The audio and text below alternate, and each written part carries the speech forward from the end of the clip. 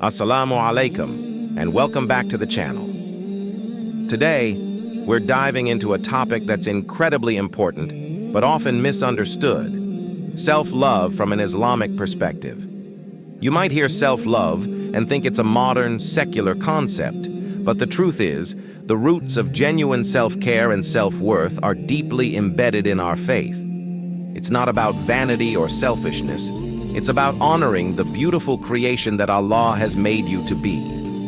Let's start with a foundational principle, recognizing that Allah is in control. The Quran tells us, "And with Him are the keys of the unseen. None knows them except Him, and He knows what is on the land and in the sea. Not a leaf falls, but that He knows it." This profound truth is the ultimate source of peace. When you internalize that a power greater than you is orchestrating everything, it lifts a huge weight off your shoulders. It doesn't mean we sit back and do nothing. On the contrary, our faith commands us to work hard. We tie our camel, meaning we put in our best effort, we study for the exam, we apply for the job, we take care of our health, and then we trust in Allah's plan.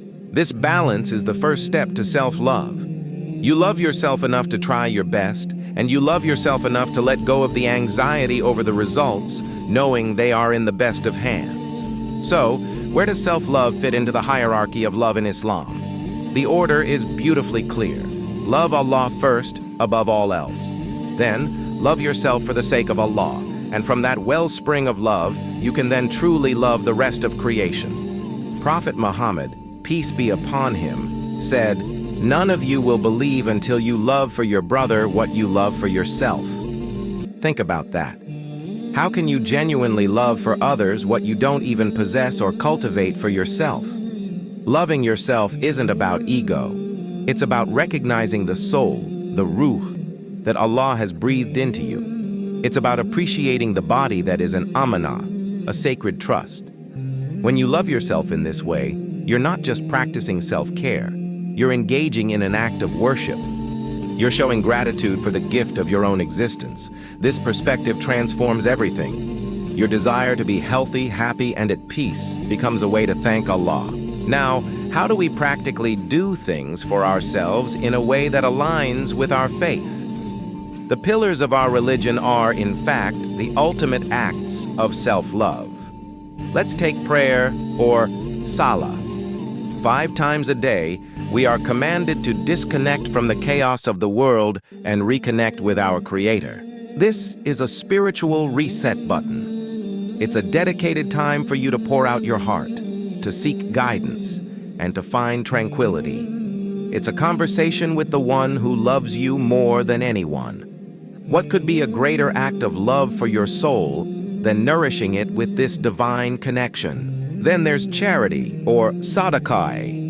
It might seem like you're giving to others, but the Prophet, peace be upon him, taught us that charity does not decrease wealth. Spiritually, it purifies our hearts from greed and attachment to the material world. It fills us with a sense of purpose and gratitude, which are essential components of self-worth. By giving, you are enriching your own soul. And of course, there are general good deeds. Smiling at someone, helping a neighbor, speaking a kind word. These acts ripple outwards, but they always begin by beautifying your own inner state first. You are literally programming yourself for positivity and goodness. This brings us to the crucial link between mental and physical health. Islam is a holistic religion. It doesn't separate the spiritual from the physical.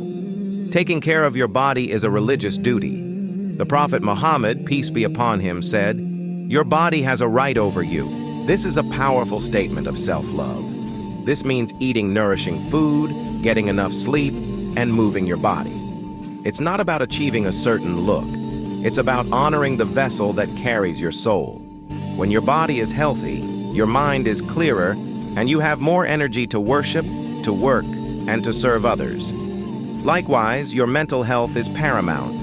It is not a sign of weak faith to feel sad, anxious, or overwhelmed. We see in the Quran that even the greatest prophets experienced deep sorrow. Prophet Yaqub cried until he lost his sight out of grief for his son Yusuf. The key is where we turn with those feelings. We turn to Allah, we make dua, and we seek permissible means of help, whether it's talking to a trusted friend, a family member, or a professional therapist. Taking care of your mental well-being is loving yourself enough to acknowledge your pain and seek healing. It's about ensuring your heart is a sound and healthy place for faith to reside. So, to recap, true Islamic self-love is an ecosystem. It starts with surrendering control to Allah while working diligently.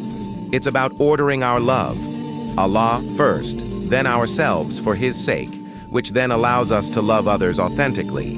We practice this by engaging in acts of worship like prayer and charity, which are fundamentally for our own spiritual benefit.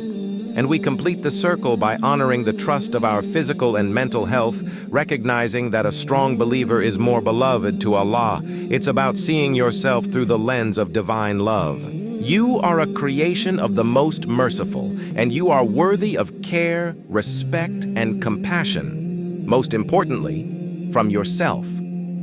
Don't let anyone convince you that focusing on your well-being is selfish. It's the foundation from which all good things can grow. When you are at peace, you bring peace to your family, your community, and the world. Thank you so much for joining me today for this important conversation. I pray that Allah fills all of our hearts with love for Him and with a healthy, balanced love for ourselves. If this message resonated with you, please consider liking the video and sharing it with someone who might need to hear it. And if you haven't already, please subscribe to the channel and hit the notification bell so you don't miss our future videos. Your support helps us continue to create content like this. May you be well and may you be blessed. Assalamu alaikum.